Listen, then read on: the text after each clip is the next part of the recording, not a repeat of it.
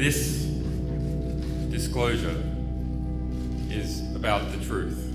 400,000 documents released by the whistleblowing website WikiLeaks describes torture and abuse of Iraq detainees, including electrocutions and executions. For the first time, we now know most of those killed, 66,000, were unarmed civilians. A sedan sped toward the patrol and failed to stop after visual signals were given.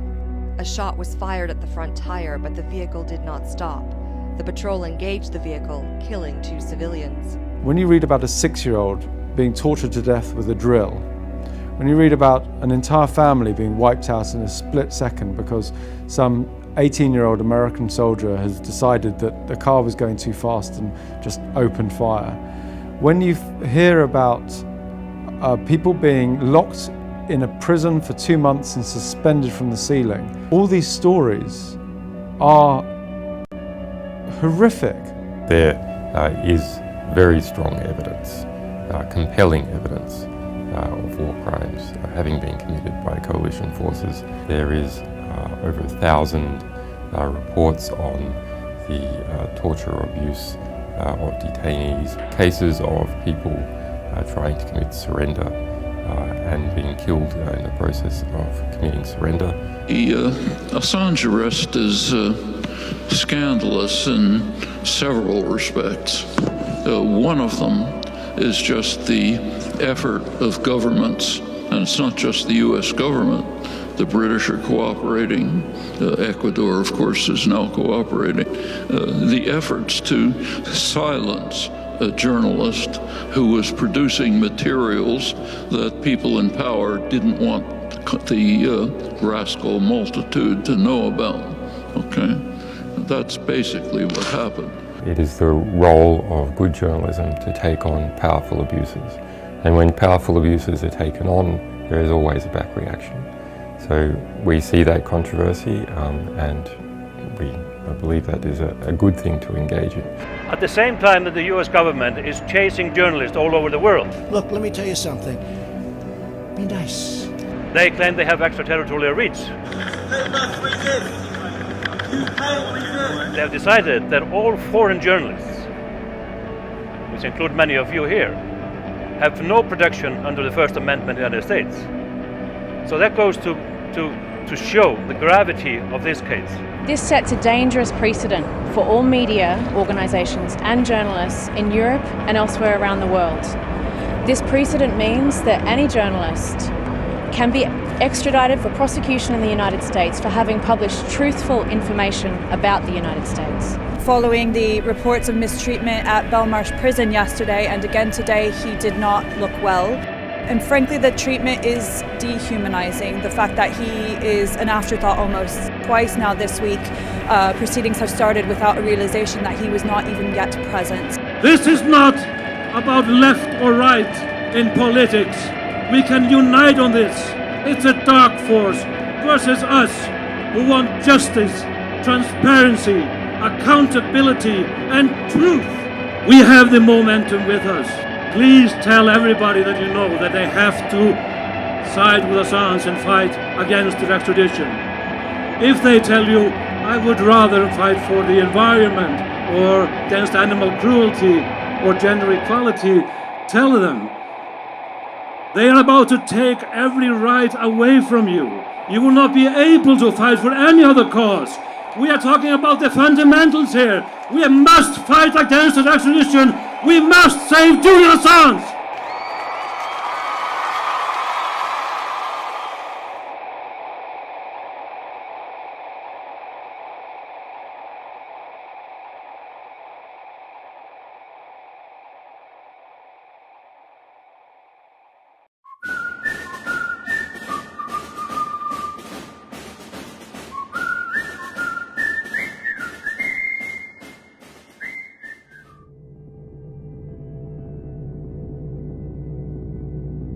This disclosure is about the truth.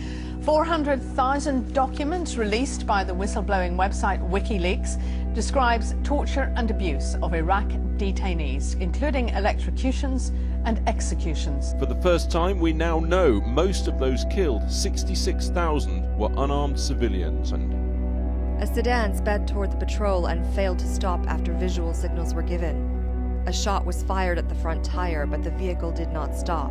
The patrol engaged the vehicle, killing 2 civilians. When you read about a 6-year-old being tortured to death with a drill, when you read about an entire family being wiped out in a split second because some 18-year-old American soldier has decided that the car was going too fast and just opened fire, when you hear about people being locked in a prison for 2 months and suspended from the ceiling, all these stories are horrific.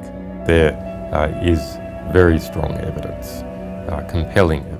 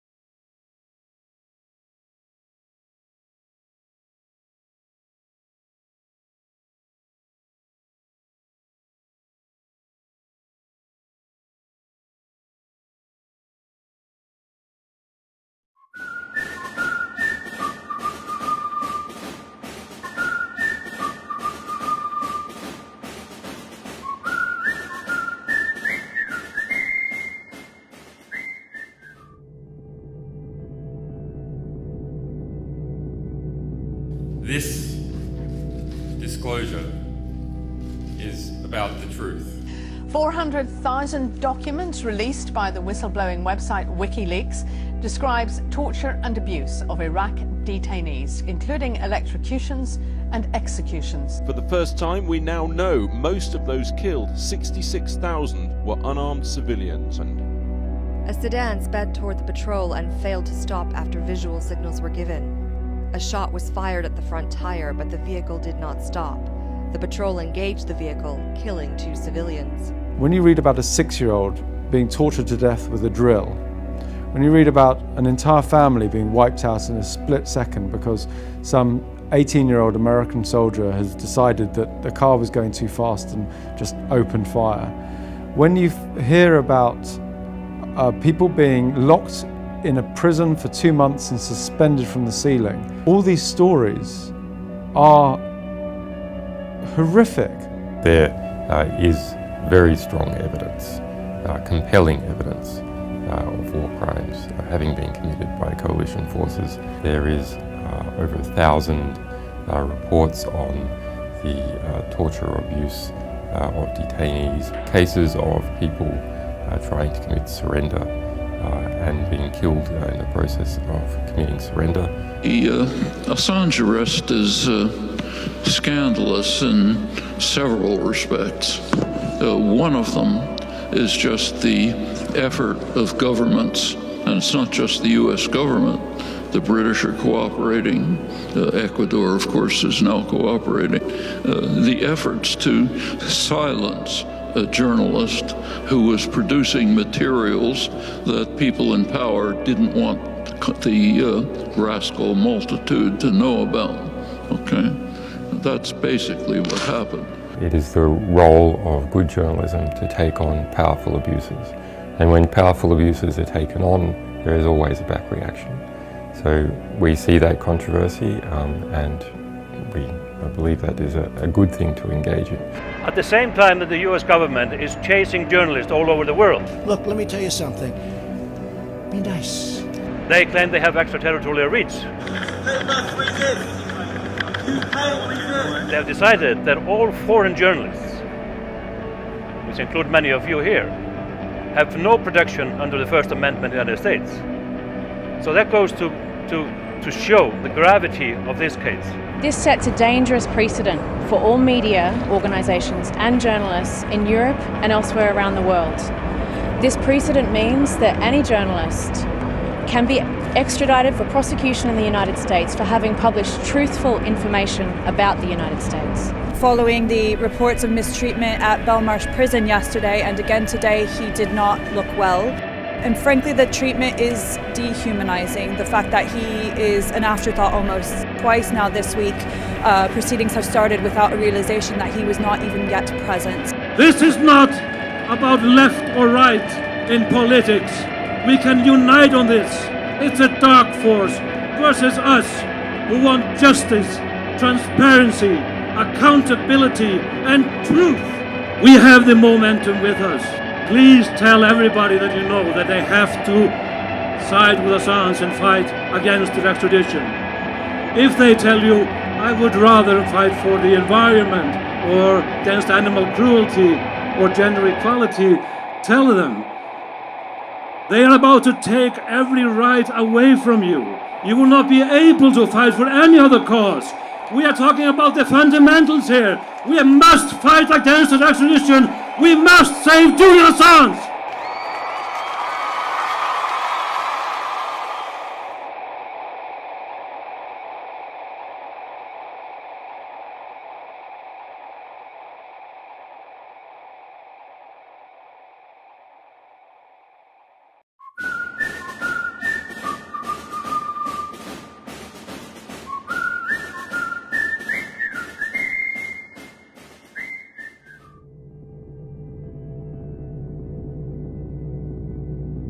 This disclosure is about the truth. 400,000 documents released by the whistleblowing website WikiLeaks describes torture and abuse of Iraq detainees, including electrocutions and executions. For the first time, we now know most of those killed, 66,000, were unarmed civilians. A sedan sped toward the patrol and failed to stop after visual signals were given. A shot was fired at the front tire, but the vehicle did not stop. The patrol engaged the vehicle, killing 2 civilians. When you read about a 6-year-old being tortured to death with a drill, when you read about an entire family being wiped out in a split second because some 18-year-old American soldier has decided that the car was going too fast and just opened fire, when you hear about people being locked in a prison for 2 months and suspended from the ceiling, all these stories are horrific. There is very strong evidence, compelling evidence of war crimes having been committed by coalition forces. There is over 1,000 reports on the torture or abuse of detainees, cases of people trying to commit surrender and being killed in the process of committing surrender. The Assange arrest is scandalous in several respects. One of them is just the effort of governments, and it's not just the US government. The British are cooperating. Ecuador, of course, is now cooperating. The efforts to silence a journalist who was producing materials. Count you in. I guess they'll be able to see this later anyway, right? They don't have to be watching it now, right? Correct? That's yes, correct. It'll be recorded. Okay, doesn't matter now. Dan, would you mind tilting your camera a little bit lower? Me? Yes. Just, like that? Yeah, that's perfect. That's great. What? Thank you. Okay.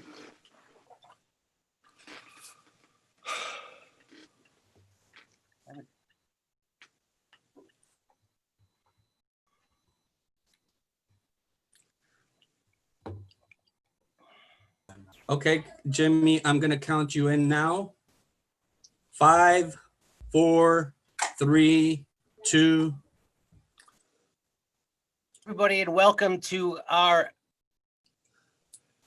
panel that is here to discuss the freeing Julian Assange. I just want to let you know bring you up to date, what's happening. As you can tell, we have a great panel with us. And I just want to start by saying that Orwell is credited with having said, journalism is printing something that power doesn't want printed, and everything else is public relations. And right now, journalism is on trial. Free speech is on trial. U.S. authorities are seeking to extradite Julian Assange. They are charging him under the Espionage Act. His hearing is happening in London in 2 days. And why is Julian Assange in prison? Because he exposed the crimes of empire, the crimes of war, the crimes of corruption. And there is no greater crime to the establishment than exposing the truth. For 7 years as publisher, Assange has been persecuted for publishing what power doesn't want published. This is meant to put a chill on all journalism. As long as Julian Assange is in prison, we are all in prison. The truth is in prison. And that is why we must help free Julian Assange. Today, we will be speaking to an illustrious panel of champions for free speech. Alice Walker is a poet, Pulitzer Prize-winning author of books like The Color Purple, a fine essayist, and a civil rights activist. She is one of our greatest writers and greatest social activists. Noam Chomsky is a professor of linguistics and social critic and one of the foremost intellectuals of our time. And Daniel Ellsberg joined us. He was U.S. military analyst who bravely released the Pentagon Papers in 1971. These documents expose the lies of our government about the Vietnam War. The fallout of his whistleblowing helped bring an end to our military involvement in Vietnam. And all three of these guests are co-chairs of the new U.S. support group for Julian Assange called Assange Defense. And if you want more information, you can always go to AssangeDefense.org and you will find coverage of the trial and updates on Julian's hearing. That's AssangeDefense.org. Mr. Ellsberg, Professor Chomsky, Ms. Walker, thank you all for being here. Thank you. Thank you. So let me just start. There is some confusion. Let me start with Noam first. There is some confusion with the public. Many think that Julian Assange is on trial for something to do with Russia and the DNC and the 2016 election, but he's being prosecuted for the release of a video showing the U.S. air attack in Iraq that killed dozens of people, including 2 Reuters media workers. Now, if they are successful in prosecuting Assange, won't it allow governments around the world, from the US, UK to Europe and Australia, to outlaw any reporting about national security? Let me just put that to you, Noam.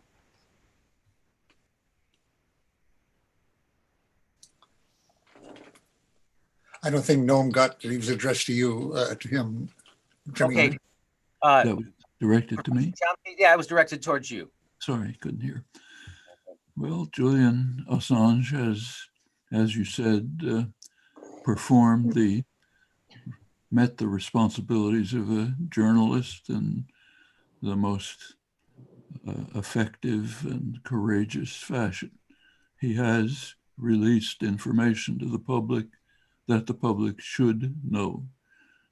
Journalists, scholars are making extensive use of the information that he provided, something that all of us should know. Those in power have their own reasons to suppress facts that display to the general public what they are doing.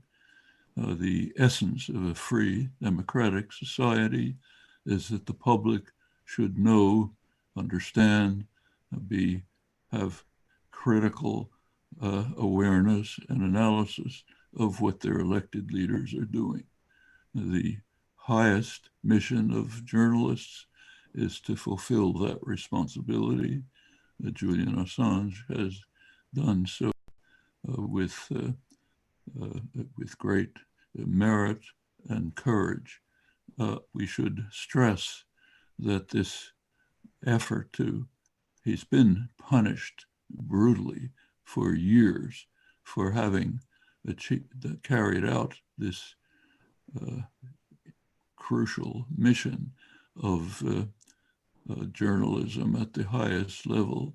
he is now being threatened with extremely severe punishment by a government which wants to silence the revelations of its actions. What will happen at the trial and afterwards will depend very significantly on public actions and reactions. Public uproar over this criminal prosecution is sure to have an impact on how it will eventuate.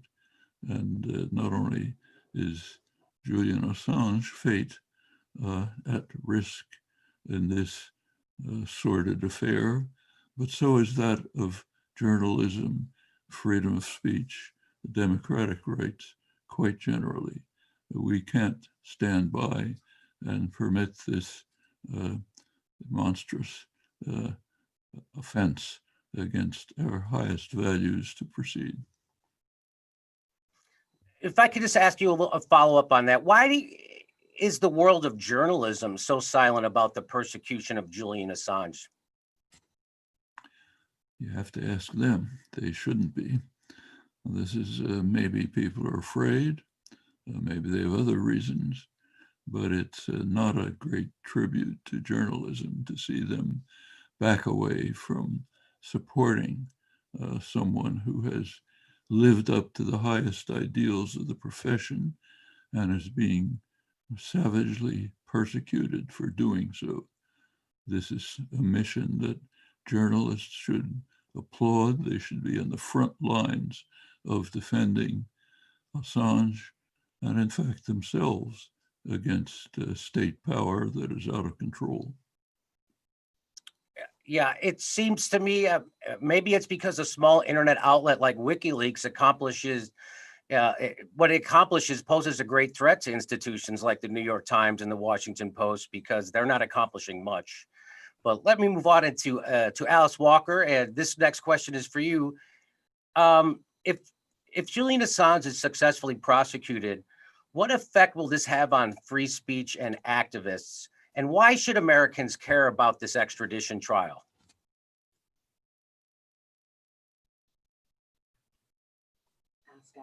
Alice, could you unmute yourself, please? Okay. How is that? Is it That's unmuted? good. Okay. We need to know that we have people in our country and in the world who stand for something and who stand up for the people and who stand up for the planet. And if they're persecuted in the way that Julian Assange is being persecuted, we may never know. I mean, our children won't even know that there was someone who said, hey, you should not shoot anyone from a helicopter, and especially people who are not bothering you. I mean, they won't know.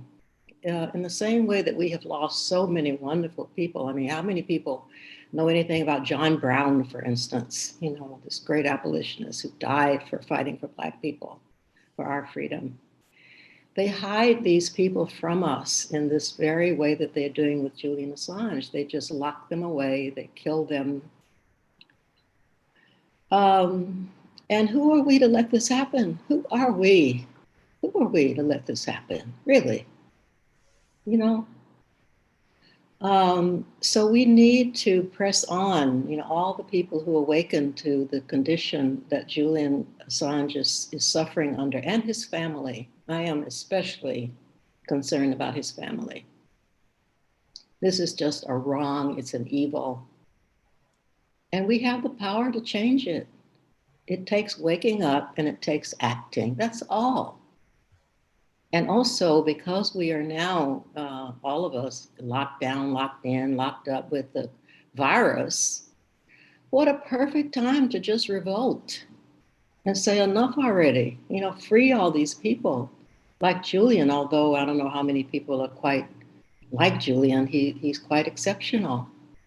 But it's time to stand up and say, free the people. Yes, agreed. Let me just ask you one more. Frederick Douglass once said, to suppress free speech is a double wrong. It violates the right of the hearer as well as those of the speaker. Can you talk about how free speech is integral to the struggle for social justice? Well, totally, because if you can't talk about it, how can you do anything about it? And if you're afraid to speak, how can you ever move anywhere? It's absolutely essential. People can disagree, that's their right. But it should not be their right to lock you up for saying something they don't like. That's ridiculous. And we actually outnumber these people who are making these laws. And that's what has to happen. We have to awaken to that fact. I mean, we should just, everybody, every one of us should say, what can we do to get Julian Assange and people like him out of these prisons? And just find a way, find whatever you can do. It may be small, it may be whatever. But that's what we can do. Well, thank you very much. Let me now turn to Daniel Ellsberg. And you were subjected to an FBI manhunt after you released the Pentagon Papers. Today, Assange is at risk of being tortured and facing a potential 175-year sentence. Do you see parallels with your case and Julian Assange's case? Certainly very close parallels. On the point you just raised, of course, Julian Assange is not in the potential of being tortured. He has been tortured for, I could really say, for about 8 years now, but in particular for the last 18 months, kept in a cell in isolation in a prison for terrorists here for telling the truth, at a time when he had, in the Ecuadorian embassy, already was suffering from severe pains in his shoulder, from terrible dental problems, which could not be dealt with in the Ecuadorian embassy, and the British would not give him any assurance that he would not be extradited to the United States if he left there to get dental care. I'm not aware that he's gotten the care that he needs, even now that he's in British custody all this time. So he is being tortured for that. What Alice reminded me of here is, of course, the video of the killings that Julian first released, which had the title he put on, which was very problematic in many people's eyes. He was questioned for it, and that was collateral murder. And as someone, I was a battalion training officer in the Marine Corps and taught the laws of war, not very long, but briefly, and long enough to know that what I was seeing on that video when I first saw it was murder. It was the deliberate shooting down of unarmed civilians. It turned out one of them, a Reuters journalist and his photographer, both killed, hunted down actually, as they tried to shield themselves while they were laughing in the helicopter at this turkey shoot. And the people who tried to help them were actually told to go mind their business by their superior officers, actually people on the ground. This was murder. It was like the Rodney King shooting, which got, which had an enormous effect, the video, or of course, recently, the George Floyd murder, which we just saw all on television. It didn't have that same effect because it was Americans killing foreigners. And as the people, many people, including the people who tried to rescue the people on the ground, pointed out, this was a daily occurrence in Iraq. And it didn't get the attention, the response, but it got enough attention that he's still being charged with it 10 years later. And all those wars, of course, are still going on. They have been going on for 9 years in 2010 when this was revealed, and now it's 19 years still going on. So the question has been answered in a way that is coming up a great deal this year. What if a president gives unlawful orders to his subordinates, to military subordinates, either the military to exercise police or vigilante purpose in American cities right now, or to start a nuclear war? The question has arisen directly for the first time under this president. And the answers come back, well, of course, we'd point out to him that it's illegal, and we'd assure that he didn't do that. Actually, not. That's really not very likely at all. And that state of affairs is, of course, all hidden by the veil of secrecy. You asked the question, the relation to my case. I was the first person charged for giving information to the American public under the same statutes and charges as Julian Assange. We do not have an Official Secrets Act in this country, as in the mother country, Britain, because we have a First Amendment, a freedom of the press, freedom of thought, freedom of association, which has always, before my case in 1971, been held to preclude either a prosecution like mine under any statute, or specifically an Official Secrets Act, which would criminalize any release of information that the government wanted to keep secret from the public. And in this case, then they tried the Espionage Act, which was meant for spies who give information secretly to another country, especially in time of war, had been used very much for that. And to use that on someone who gave information to the American public, me, for the first time. Since then, really 10 years went by before there was another prosecution. Mine was dismissed for reasons of governmental misconduct against me during the trial, criminal conduct, which led actually to the resignation of Nixon in the end, and to the prosecution, the conviction of a number of his subordinates who had been involved in that. It was another 10 years before there was another case, and then about 10 years after that, a third. Only 3 before President Obama. None having gone to one went to the Supreme Court and they refused jurisdiction. So the Supreme Court has never to this day addressed the question of whether it can be constitutional to prosecute someone for telling the truth to the American public. They haven't ever addressed that. There's a very strong constitutional case against that. Whether the majority on this court would notice that or not, nevertheless, it hasn't been tested. President Obama brought 9 such cases, 3 times more than the 3 that had been tried before. But even he did not apply it to someone unlike me, who was an official who had had a security clearance. All the other cases involved those. And try to apply it to a journalist, as the wording of the Espionage Act permits. It's extremely broad. Under earlier constitutional doctrines, that Espionage Act would almost surely be thrown out on grounds of overbreadth, because it actually applies in the wording to anyone on giving, it doesn't use the word classified, but information relating to the national defense that's being protected to an unauthorized person, or reading it, or possessing it, or keeping it, any of that. In other words, would apply, the wording, literal wording, would apply even to readers of a newspaper who were warned that this is a leak of classified information. And if they give it to their spouse or whoever, and they protect it, they don't give it back to an authorized authority, as the wording of the law requires, they could be subject to this too.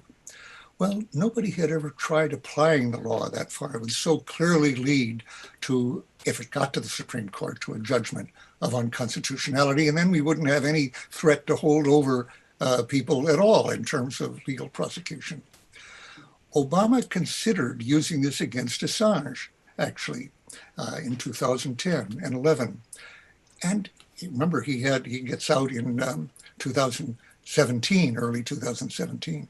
In all those years, he did not apply it to Assange because of the reasons I've given, and for the practical reason that he could not explain using that against Assange and not against the New York Times.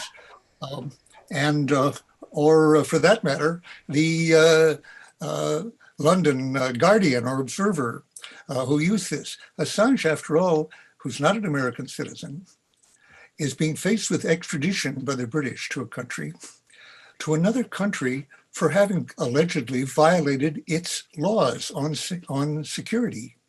Now, a lot of countries have laws even a lot tougher than ours on security in China. Imagine how this could have been applied elsewhere. So, yeah, in this case, then Assange backed off from charging Assange rather than charge the New York Times as well, who had published the same material.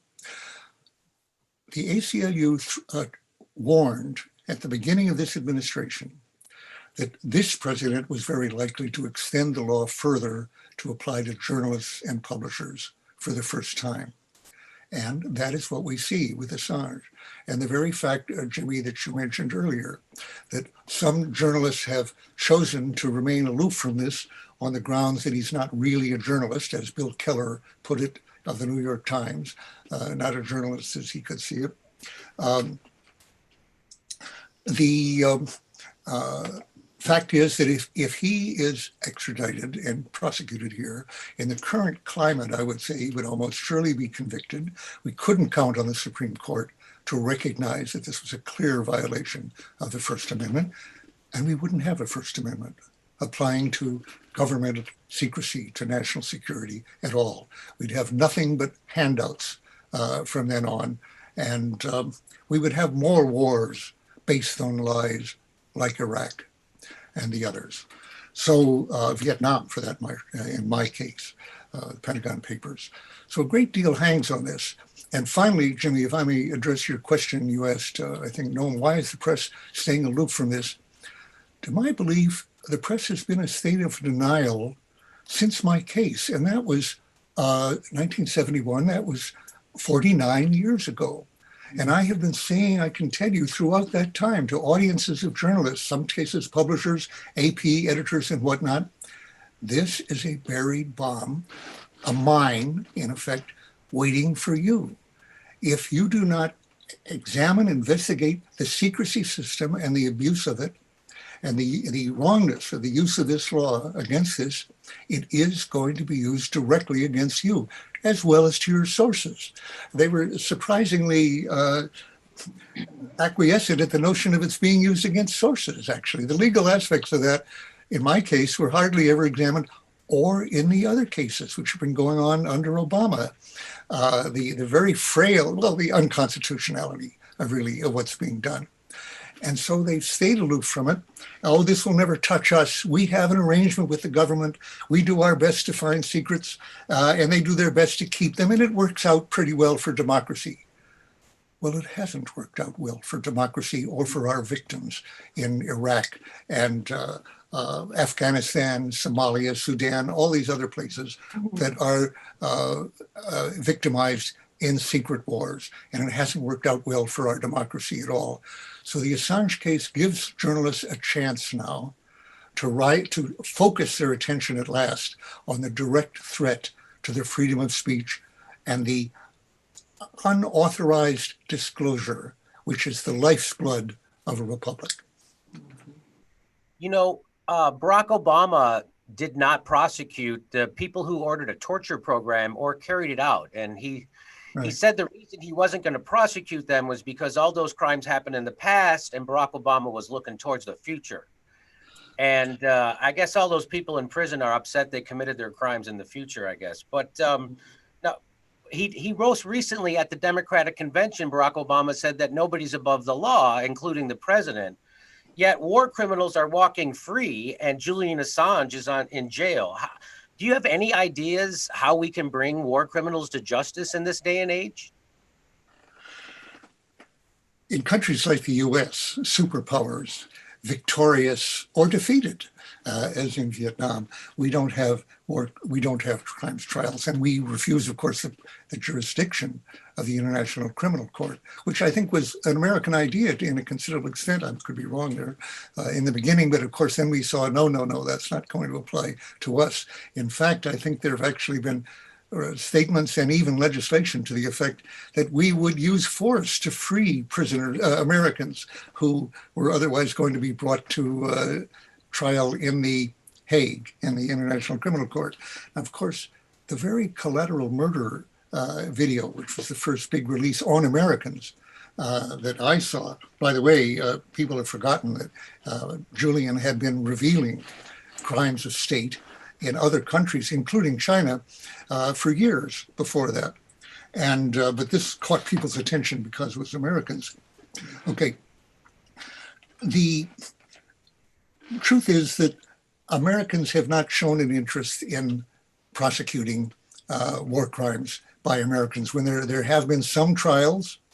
And in this case, of course, we have the obscene spectacle of this president using Eddie Gallagher, as actually a campaign supporter in this, a convicted war criminal who he pardoned for this. And as I mentioned earlier, as a former lieutenant in the Marine Corps, platoon leader and company commander, I still have enough of that identification in me, despite the sorrows of recent decades of the Marines, to be shocked as a Marine leader, as a platoon leader on that, at the idea of the message that sends to everybody that atrocities of which Gallagher was plausibly accused by his fellow, other people working in the military on that, are no problem if it's an American, meaning that our wars, whether they're of aggression like Iraq or possibly otherwise, there are no laws of war as far as Americans are concerned, and that will mean even far more victims than otherwise. One last thing.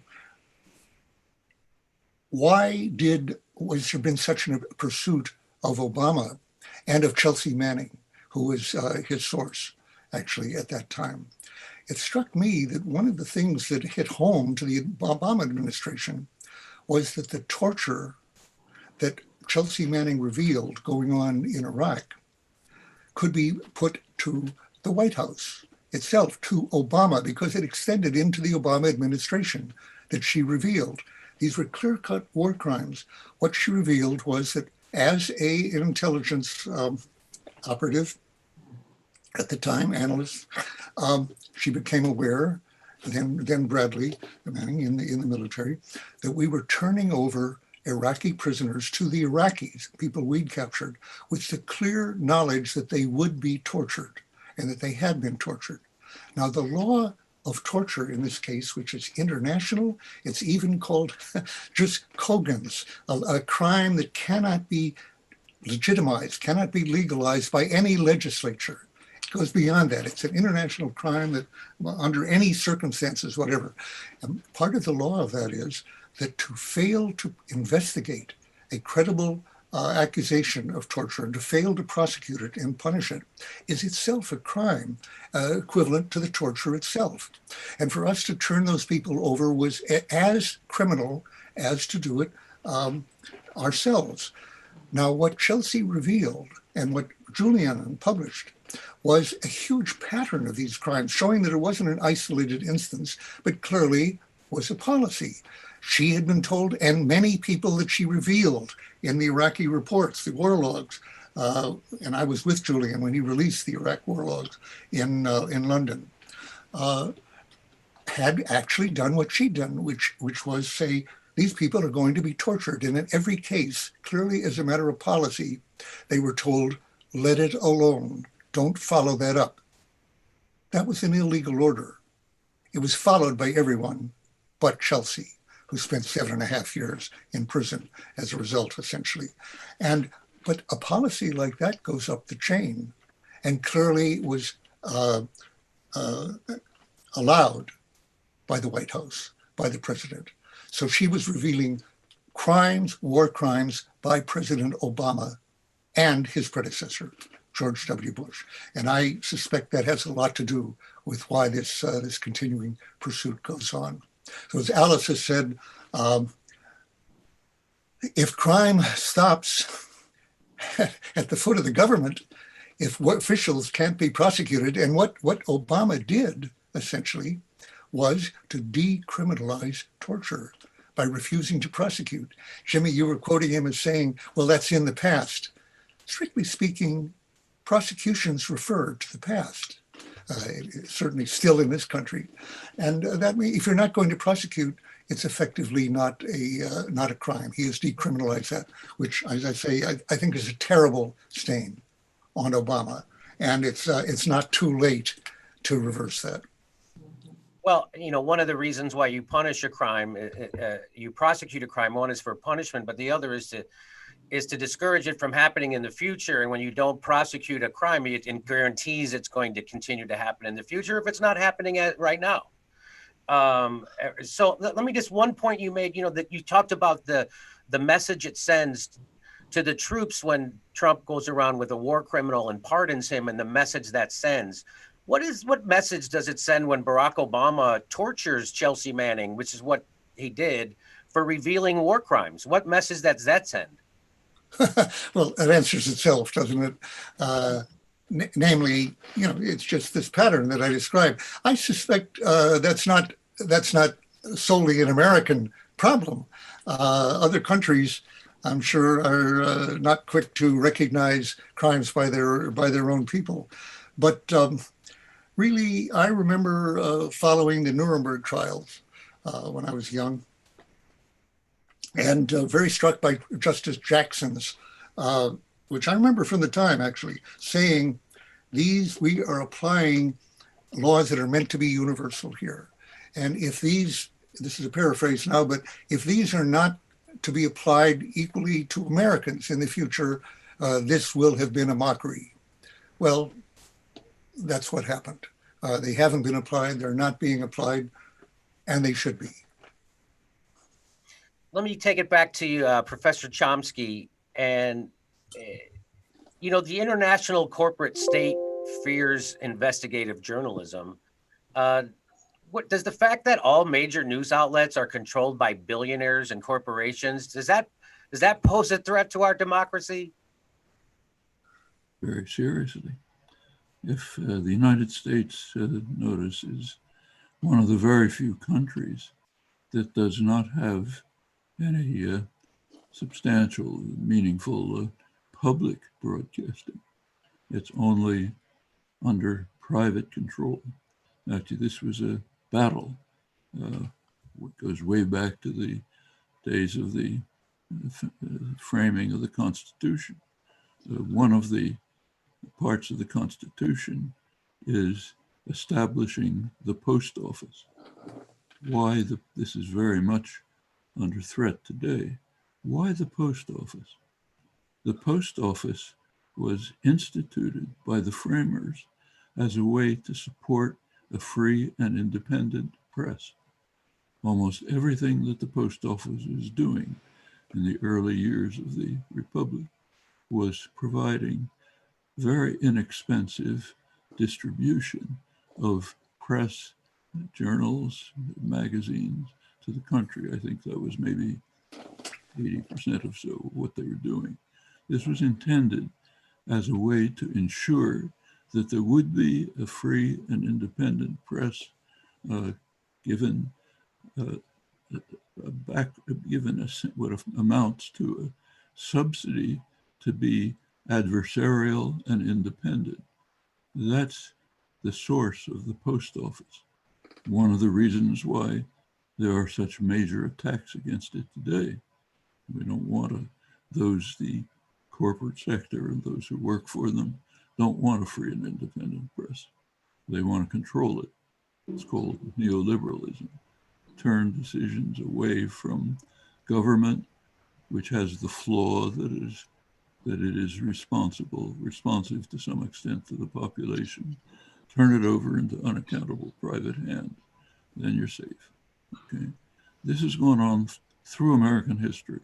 When radio came along in the 1920s, 1930s, there was a great battle, a very significant battle about whether the airwaves, publicly owned, should be used for the benefit of the public and controlled by the public. Church groups, educational institutions, other groups wanted it to be free and open. Public radio under public control. Corporate business sectors were strong enough to be able to beat that down. Radio became privately controlled, tiny fringe that isn't.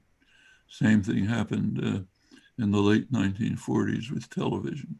Same battle. Should it be in the public domain? It's public property after all. Or should it be handed over to private institutions to run the way they do? Well, we know the outcome of that.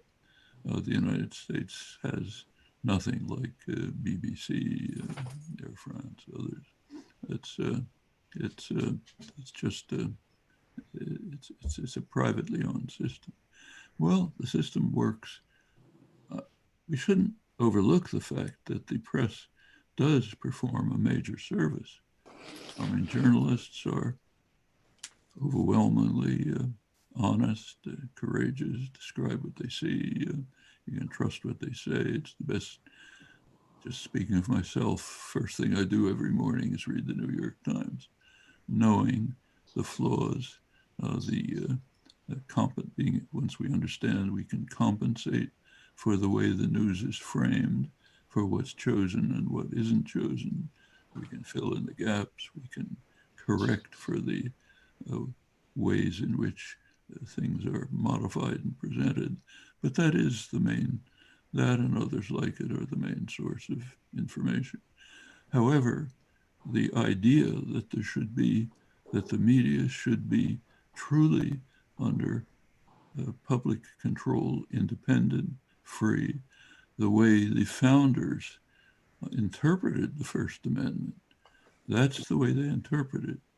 The First Amendment wasn't just what are called negative rights. The government can't interfere with the press. The First Amendment was understood by the framers as conferring positive rights. The government should actively, should take action to ensure that there is a free and independent press. Well, that's again why the post office is in the Constitution. Just compare that till today, when the government is trying to savagely punish and viciously prosecute someone who is carrying out that mission. And it tells you something about what we have allowed to happen to our own freedoms. We can take them back. We don't have to abandon them to a powerful, unaccountable institutions. Alice, let me ask you, you've been an activist your entire life. Can you speak to how the current period of protest is unique, and what are the most alarming aspects that you're seeing today?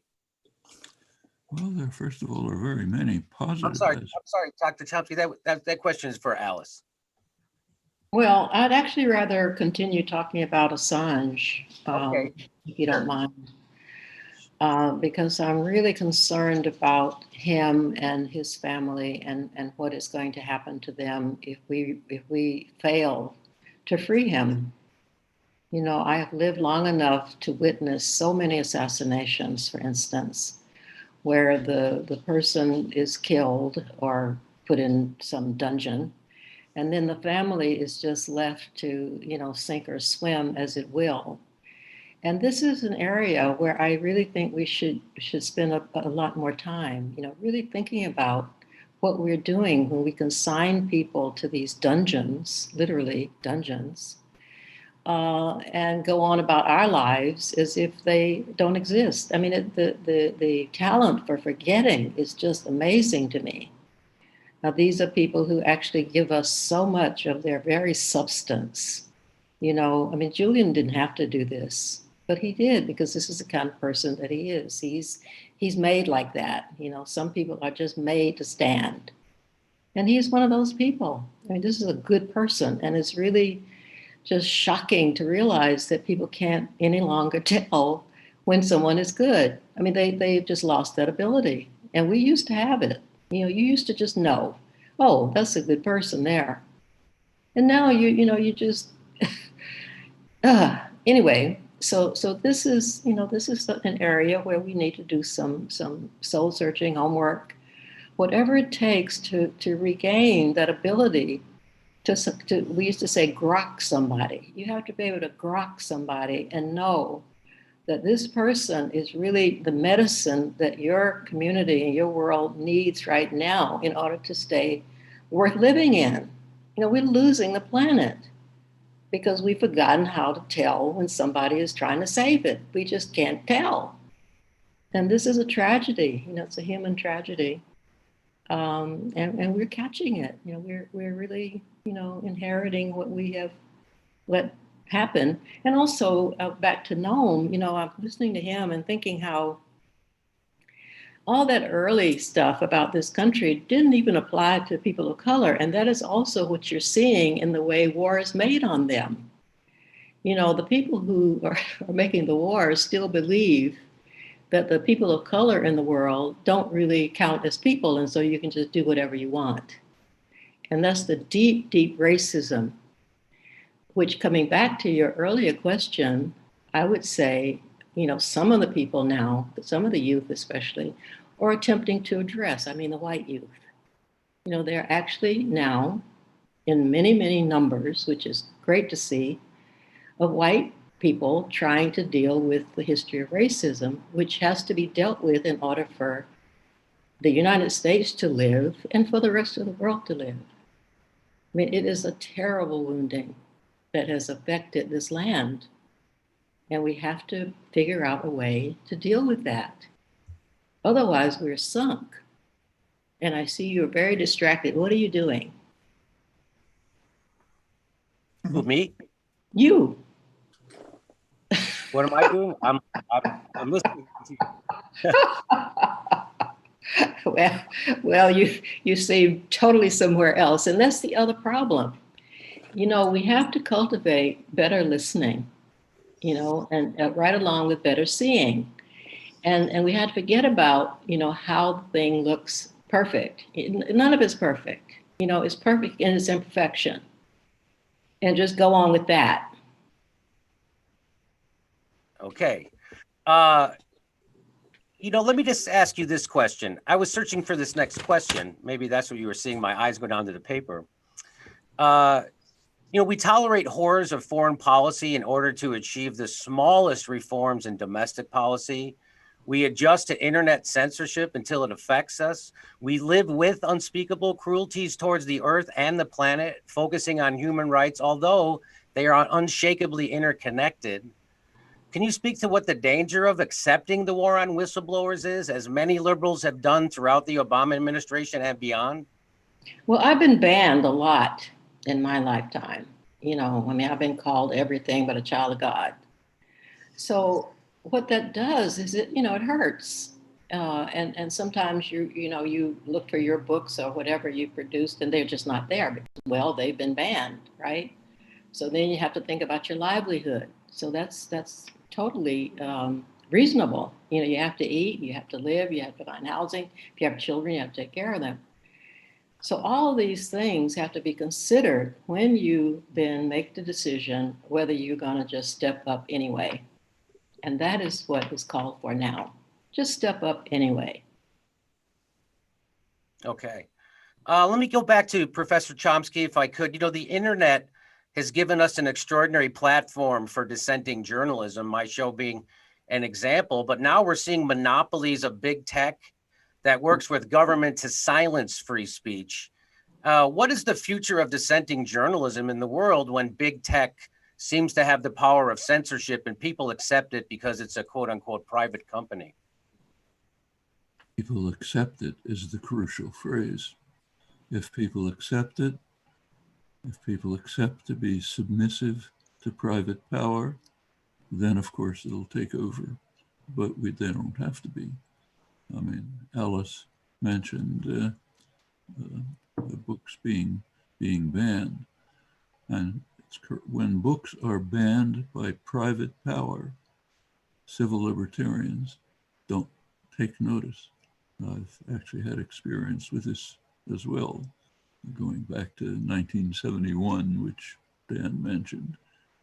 I often wrote books jointly with my friend Edward Herman.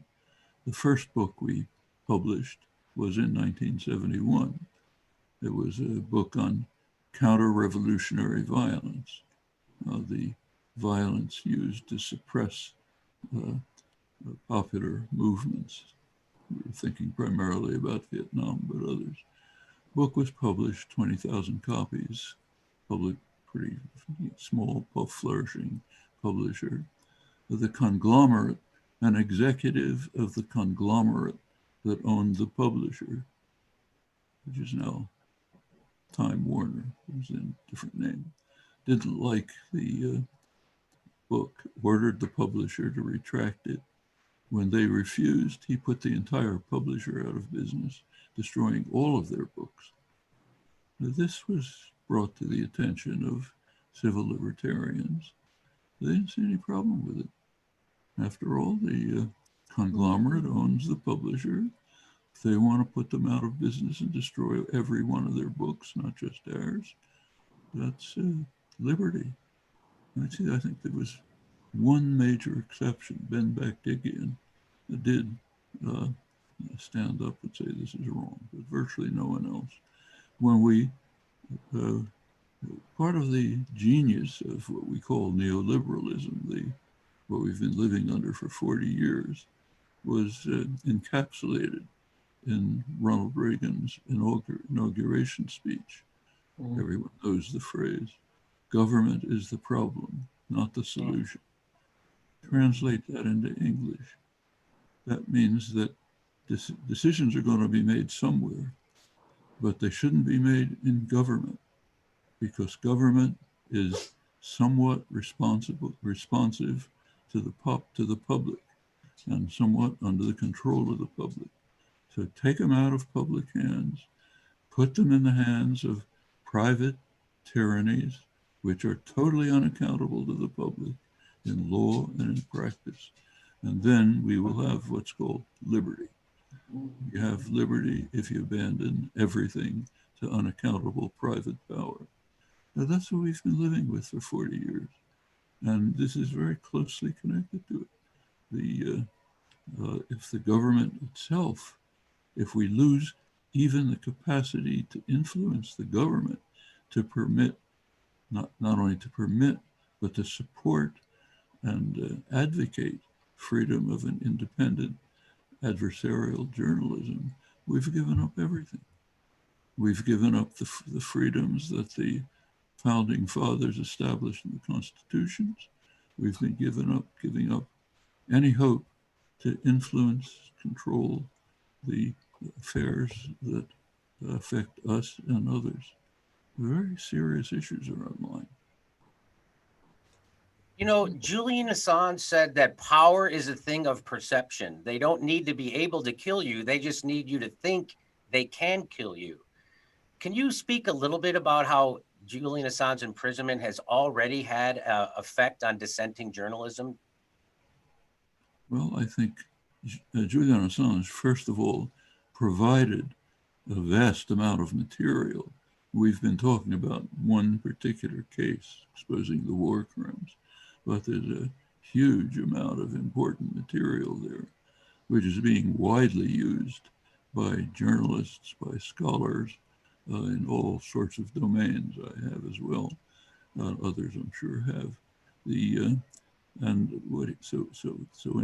the first instance, he provided a great spur to independent journalism. But then the silence that you've been talking about is casting a pall over that and is saying, we tolerate suppression of the independent journalism that we ourselves benefit from. We're tolerating its suppression by looking the other way when there's a sacrifice being made by a person who stood out for achieving the goals of true independent journalism. He's being sacrificed. We'll stay silent.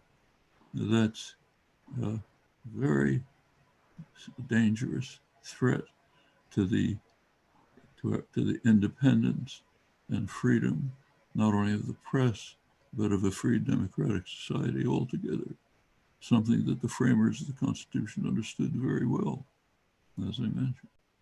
We want to give it up, let's do it openly and honestly. I know. Let me go now to Daniel Ellsberg. Let me just put that same question to you. Have you seen the imprisonment of Assange, the effect that it's had already on dissenting journalism? Remember, I'm not a journalist. I'm a source. So I see it from that aspect. There's no question that the various prosecutions we've seen, especially under Obama, and now even more, as was predicted, President Trump has brought more prosecutions actually than Obama for against sources, as well as this one against a journalist here. And the intent of that, obviously, is to dry up the sources, which journalists in general, by the way, my impression as a source is journalists don't see sources as part of the journalist process. They're raw material or they're resources of some sort. I think journalists tend to see sources, including me, the way that cops feel about their informers, their informants in the gangs.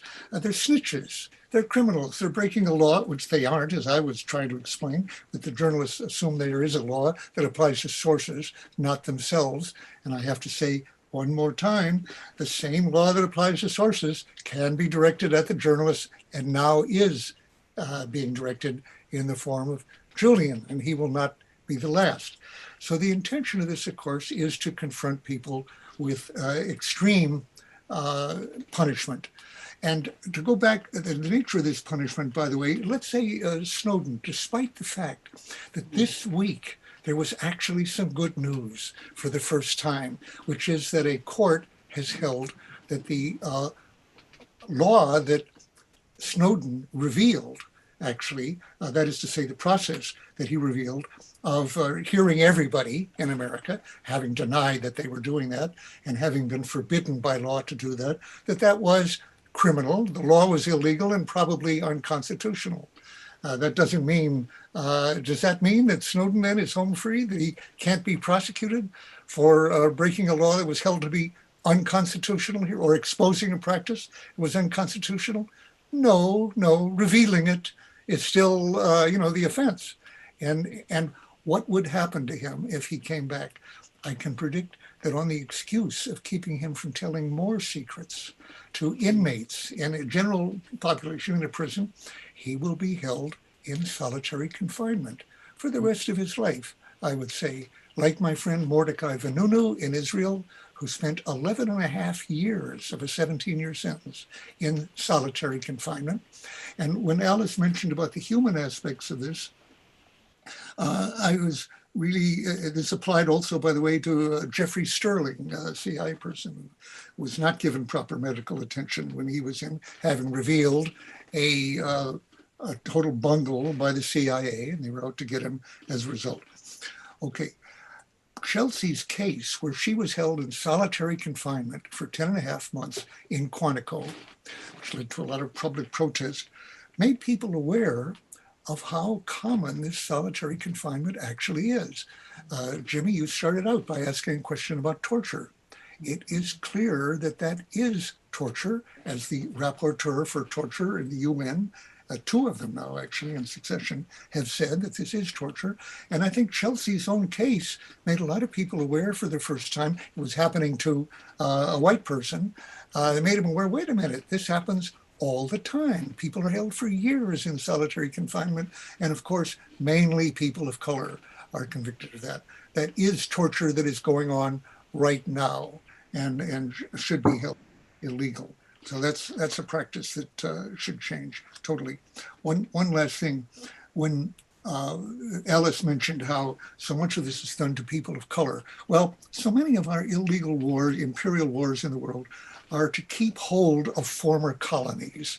Yeah. And who are former colonies? They're almost always people of color, right? So they've been screwed over, in other words, for centuries now, and by us in turn. Well, when Julian published Chelsea's revelation of the State Department cables, a lot of point was made of the fact that a lot of that didn't involve crimes by us. It involved offenses and crimes and oppressions by other people. And Chelsea, why was that worth her risking prison and actually suffering prison for? Well, Chelsea said at the time, her intention was to show how the first world, us, deals with the third world in terms of busting unions in Haiti, for example.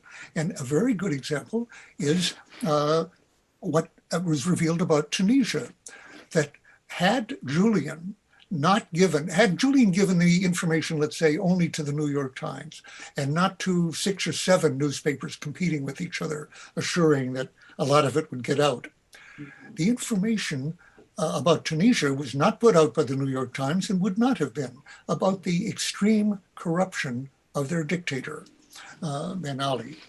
Le Monde was one of the people that Julian gave this to, and they gave it to their former colony, Tunisia. It was printed in Le Monde, picked up in Tunisia, and that led to the freeing of Tunisia from that dictator who fled years later, days later.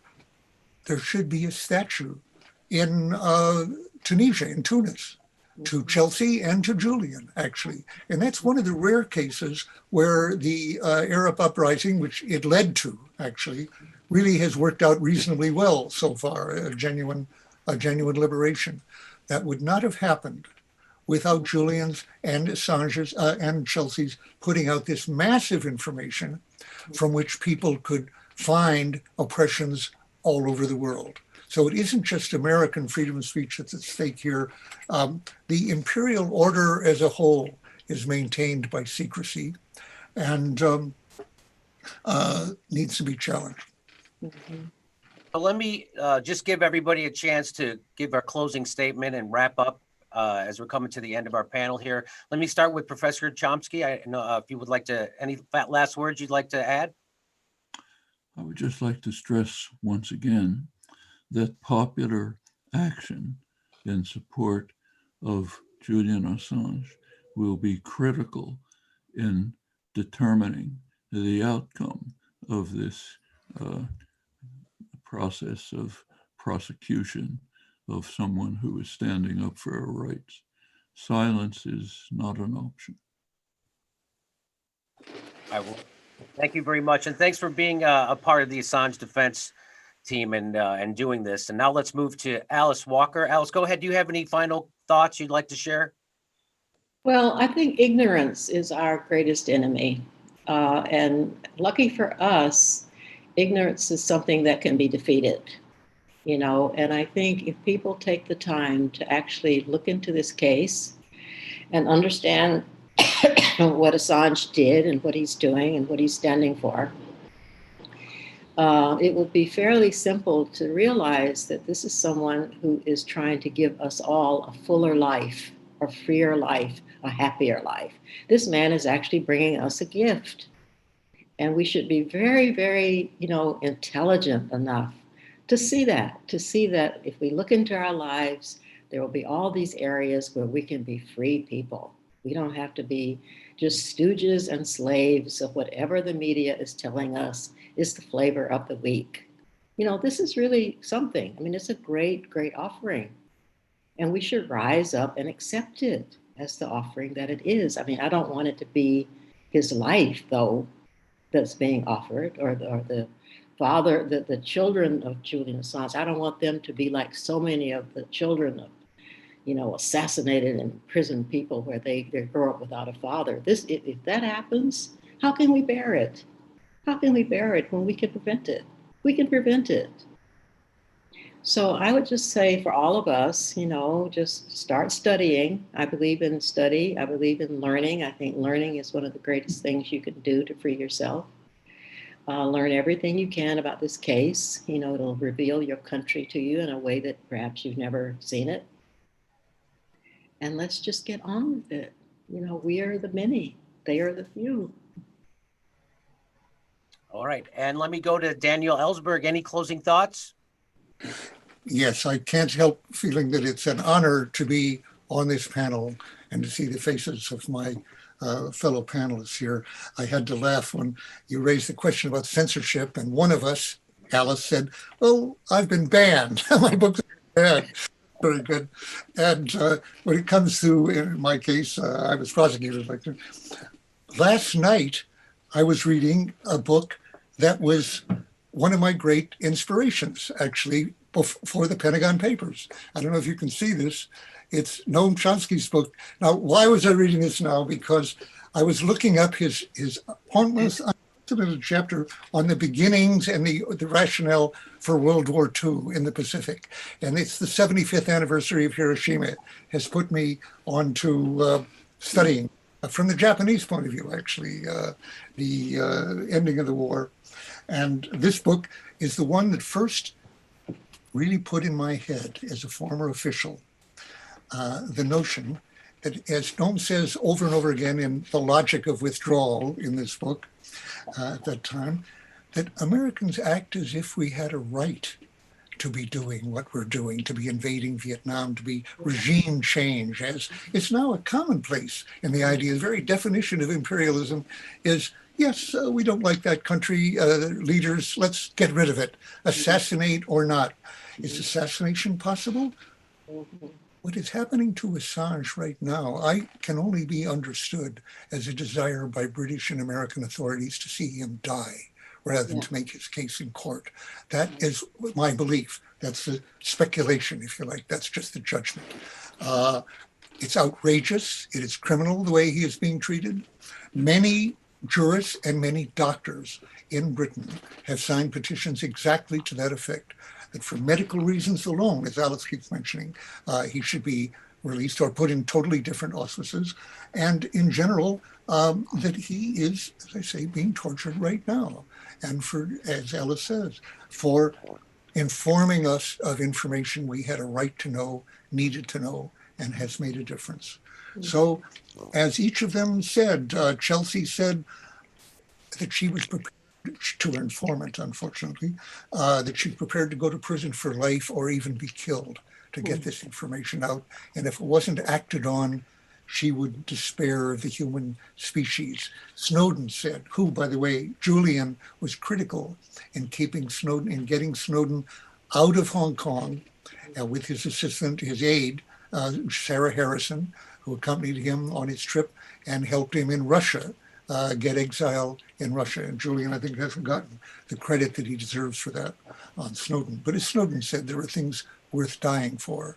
Yeah. Well, that's true. And these people should not have to die for what they did. And it's up to us to help keep that from happening.